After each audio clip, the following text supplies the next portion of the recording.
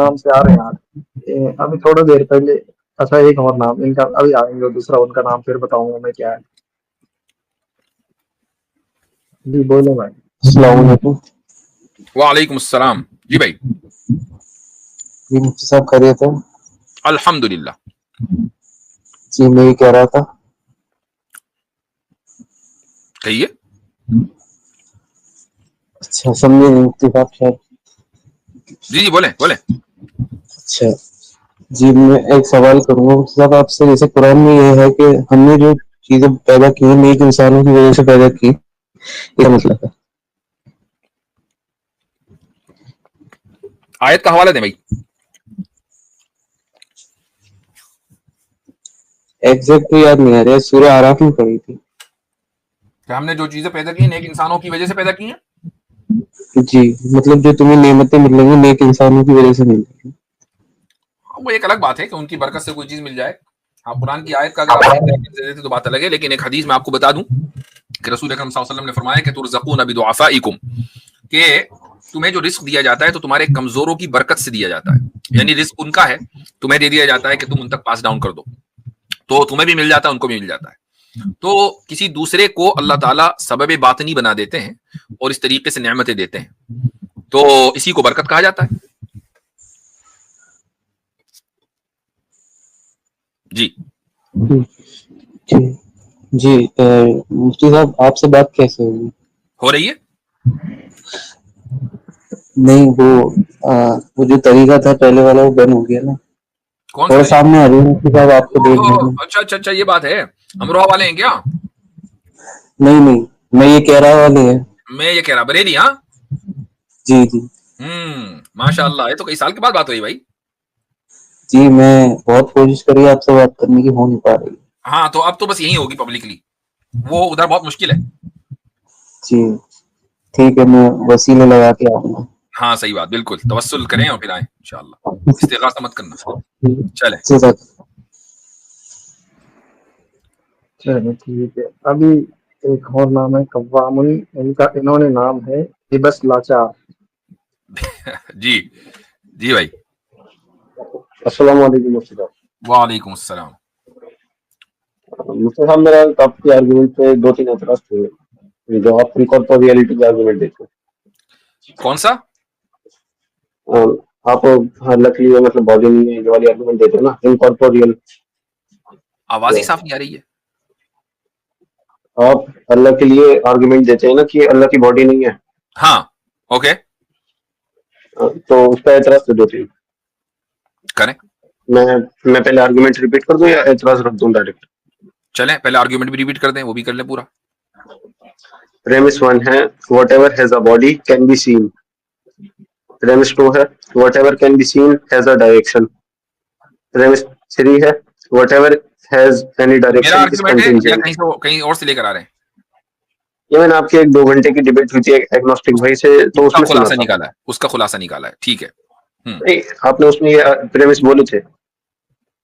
चलो आगे। तो गॉड कंटिजेंट नहीं हो सकता, इसलिए गॉड की बॉडी नहीं। हम्म। तो इसमें यह है कि पहला एतराज तो फायर की डायरेक्शन होती नहीं, लेकिन हम देख पाते हैं फायर को। ओके। आपका ये सेकंड प्रेमिस था कि whatever can be seen has a direction. What do you mean कि फायर की डायरेक्शन नहीं होती? क्या मतलब है इसका? यानी आपके राइट साइड में फायर है कि लेफ्ट साइड में फायर है कि सामने है पीछे, ये नहीं होता? जो फायर का मतलब एक्चुअल मटेरियल बॉडी बोल सकते हैं, उसके मतलब ऐसे नहीं होता ना कि नॉर्थ में जा रही है साउथ में, कैसे? भाई किसी ना किसी सिमत में तो है ना वो। आपके आपके दाई तरफ है कि आपके बाई तरफ है, आपके सामने है, आपके पीछे है, ये वो आपके हर तरफ है। तो ये रिलेटिवली बात हो रही है यहाँ डायरेक्शन की। बिल्कुल, डायरेक्शन तो आपका होगा। अच्छा, वो किसी ठीक किसी है। जगह को, वो फायर किसी जगह को ऑक्यूपाई करती है या नहीं? जी करती है। तो बस वो प्रेमिस भी साबित हो गया कि जिसकी बॉडी होगी वो किसी जगह को, स्पेस को ऑक्यूपाई करेगा। ठीक है। दूसरा मेरा ऑब्जेक्शन ये था कि हम फिर गॉड को आफ्टर लाइफ में कैसे देखेंगे, क्योंकि whatever has a body can be scene जो पहला प्रेमिस है वो है। लेकिन उसमें ये तो नहीं है कि whatever can be seen has a body. उसमें यह हाँ कि नहीं है। Whatever has a body can be scene, ये तो है। हम्म, लेकिन ये तो नहीं है कि whatever can be seen has a body. जी, तो हम दोनों अल्लाह को बातें अलग आफ्टर है, लाइफ में कैसे देखेंगे? दोनों अलग अलग बातें हैं ना। तो हम ये कह जी रहे हैं कि ठीक है। Whatever can be seen doesn't have to have a body, but whatever has a body can be seen. अब तो आफ्टर हम इसे लाइफ में एक्सप्लेन मैं एक्सप्लेन कर देता हूं कि हर वो चीज जिसका जिस्म है उसको देखा जा सकता है, लेकिन हर वो चीज के जिसको देखा जा सकता हो उसके लिए जिस्म होना जरूरी नहीं है, खुसूसन मेटाफिजिकल वर्ल्ड में जहां लॉज ऑफ फिजिक्स अप्लाई नहीं होंगे। तो लाइक हमारी पैराडाइज में आंखें चेंज हो जाएंगी या कुछ ऐसा? वी डोंट नो कि उसकी मॉडलिटी क्या होगी, उसकी कैफियत क्या होगी, वो कहीं कुरान में नहीं है, कहीं हदीस में नहीं है, और हम अकल से बयान कर नहीं सकते हैं, जो कि हमें पता ही नहीं। जो भी हम कहेंगे उसमें गलती का इम्कान है। इसलिए हम सिर्फ इतना मानते हैं कि खुदा को आफ्टर लाइफ में देखा जाएगा, मोमिनीन देखेंगे, कुफ्फार नहीं देखेंगे। कैसे देखेंगे, क्या किसी एक डायरेक्शन में अल्लाह होगा, वो किसी जगह पे होगा, कैसे होगा, इसकी कोई तफसील नहीं है, लेकिन जो लॉज ऑफ फिजिक्स हैं वो उस वाकई के ऊपर अप्लाई नहीं होंगे, ये तय है। अच्छा ठीक है। तीसरा ऑब्जेक्शन इस पे ये था कि ये वैसे आपने इसमें साबित हो गया है वैसे, are jinns bodiless since we can not see them, ये अभी आप क्या बोले, एक्सप्लेन करिए। क्या था? क्या क्या जिन्स बॉडीलेस हैं क्योंकि हम उन्हें देख नहीं पाते? जिन क्या बॉडी लेस हैं कि हम उनको नहीं देख पाते हैं? नहीं, उनकी भी बॉडी है, लेकिन उनका न देखा जाना इसलिए नहीं है कि उनकी बॉडी नहीं है, बल्कि उनका देखा जाना दूसरे असबाब से हो सकता है। मिसाल के तौर पर हो सकता है कि वो किसी दूसरे डायमेंशन में हो, लाइक फोर्थ डायमेंशन तो टाइम को कहते हैं फिजिक्स के मुताबिक। हो सकता है कि वो फिफ्थ डायमेंशन में हो, सिर्फ फिफ्थ डायमेंशन की बीइंग पास्ट और फ्यूचर में ट्रेवल कर सकती है, लेकिन पॉसिबल जिन्स है, पास्ट में ट्रेवल नहीं कर सकते। पॉसिबल है। मतलब मैं सिर्फ पॉसिबिलिटी की बात कर रहा हूं कि जब अच्छा आप उनको एक हायर डायमेंशनल बीइंग मान लेंगे तो इस बात का इम्कान है कि आप उनको ना देख सकें और वो आपको देख सकें। लेकिन ये मैंने कोई साइंस से जिनों को साबित नहीं किया, I am just giving U A scientific argument कि भाई साइंस इस चीज को मानती है कि आप हायर डायमेंशन में कोई हो सकता है। जैसे मतलब फिफ्थ डायमेंशन में जिन्स मान लिए तो वो तो फिर एक्सेस कर पाएंगे ना बाकी डायमेंशन, पास्ट को भी तो फ्यूचर को भी। तो जैसे तख्त बिल्किस के वाकये में इफरीत को तख्त लाना था तो वो टाइम क्यों लेता फिर? वो तो कहां पलक लिया? झपकते लिया था। वक़ाल अल्लज़ी इंदहु इल्मुम मिनल किताबी, वो जो जिसके पास किताब का इल्म था, तो उसके बारे में दोनों अक़वाल मिलते हैं। वो जिन, एक कौल ये कि वो जिनों में भी जिनों का सरदार था, आसिफ आसिफ बिन बिन बरखिया। बरखिया। हाँ, तो पलक झपकने से पहले, यानी within the same time, time ही नहीं हो, वही ले आऊंगा मैं उस वक्त। ऑलराइट, तो मतलब हम उन्हें जिन कह सकते हैं। हाँ, मतलब ठीक ये एक आपको पॉसिबिलिटी बताई है। ठीक है। वैसे मैंने उनके बारे में ये पढ़ा था कि वो कातिब वही थे सुलेमान अलैहिस्सलाम के एक उसमें 72 डीमंस ऑफ सोलोमन वाली बुक में। खैर ये हाँ, मतलब वो उसके बारे में दोनों अक़वाल हैं। ठीक है। तो ठीक ये है, जो हमारी आर्गुमेंट है इनकॉर्पोरियलिटी की गॉड की, ये अथरी क्रीड को डिस्प्रूव नहीं कर रही है? अशअरी क्रीड को कैसे? अथरी असरी क्रीड को कैसे? असरी क्रीड में कहीं भी ये नहीं है कि खुदा जिस्म है। इब्न तैमिया रहमतुल्लाह अलैह ने इसका इनकार किया है।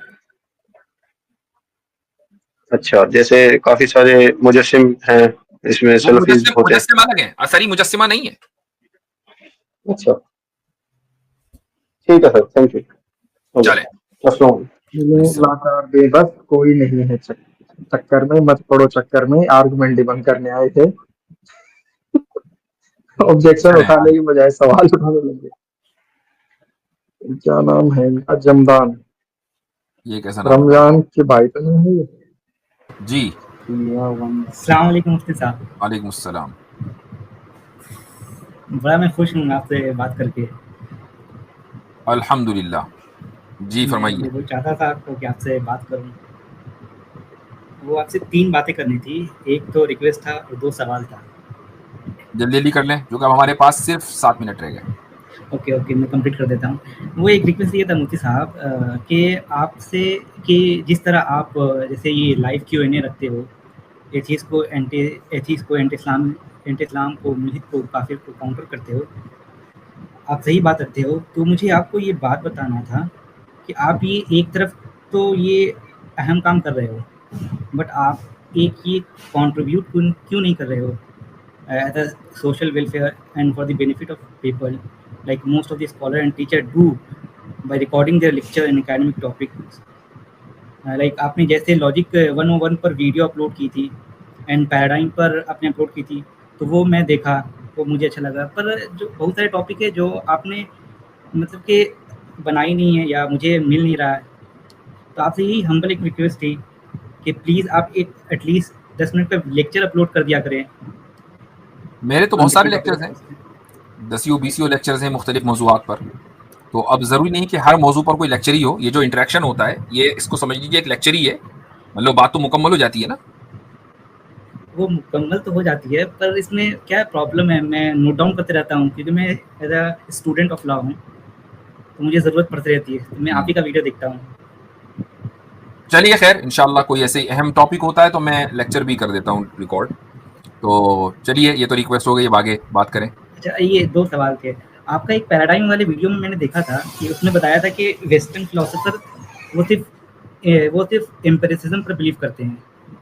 यानी जी कि वो सेंसेस अप्लाई करते हैं, सेंस के बाद जो ऑब्ज़र्व करते हैं वो कंक्लूड करते हैं उसके थ्रू। जी नहीं, आपने कहा था कि सेंसेस अप्लाई करते हैं, 1 सेकंड। अब ऑब्ज़र्व करते हैं, फिर इंटेलेक्ट यूज़ करते हैं, फिर कंक्लूड करते हैं। मैंने बताया था साइंटिफिक मेथडोलॉजी क्या है। उस पर मैंने बताया था कि पहले ऑब्जर्वेशन होता है, उसके बाद हाइपोथेसिस क्रिएट होती है, फिर डेटा कलेक्शन होता है, फिर डेटा एनालिसिस होता है, फिर थ्योरी डेवलप होती है। तो इसमें आपने कहा था कि इंटेलेक्ट भी यूज़ करते हैं। जाहिर है कि जो हाइपोथेसिस डेवलप होती है वो इंटेलेक्ट यूज करके ही होती है।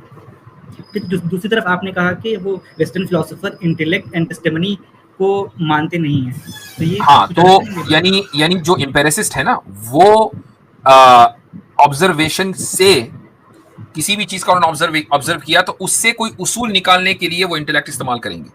लेकिन जो दूसरा ग्रुप है फिलोसोफर्स का, जो एम्पेरिसिस्ट नहीं है, वो ये कहते हैं कि नहीं, जो हमारी अकल है, जो रीजनिंग है, वो भी सोर्स ऑफ नॉलेज हो सकती है बगैर किसी ऑब्जर्वेशन के।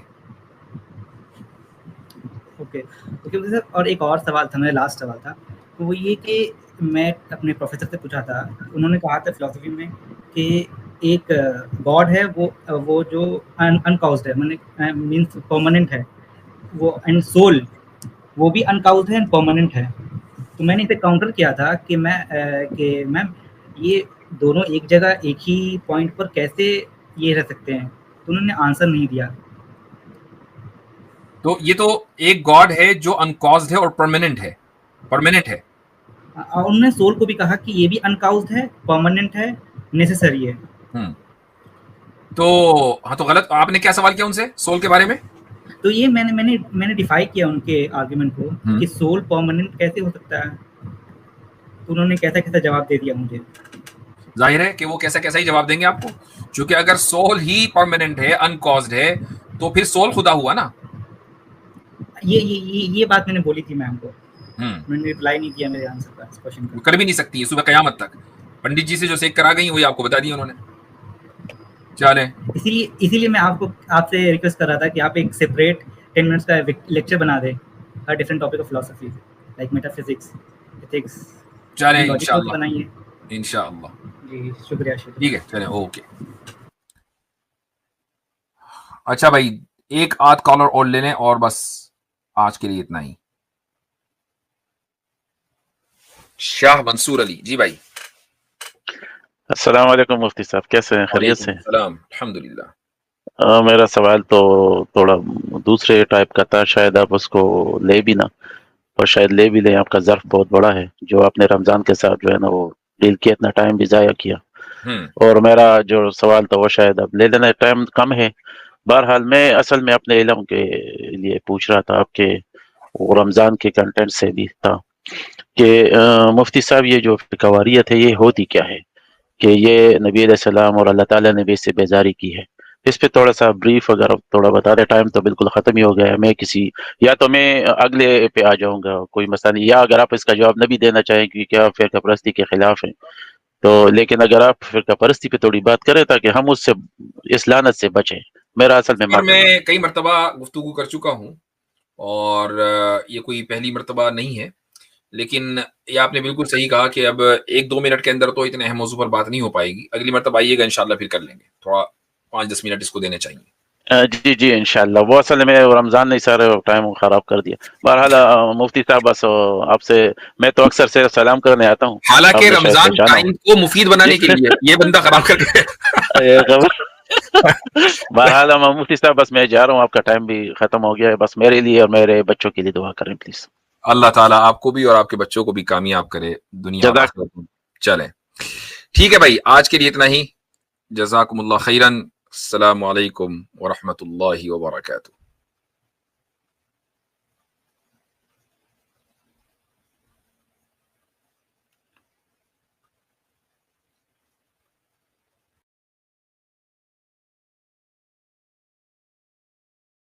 सबक फिर पढ़ सदाकत का, अदालत का, शुजाअत का, लिया जाएगा तुझसे काम दुनिया की इमामत का। सबक फिर पढ़ सदाकत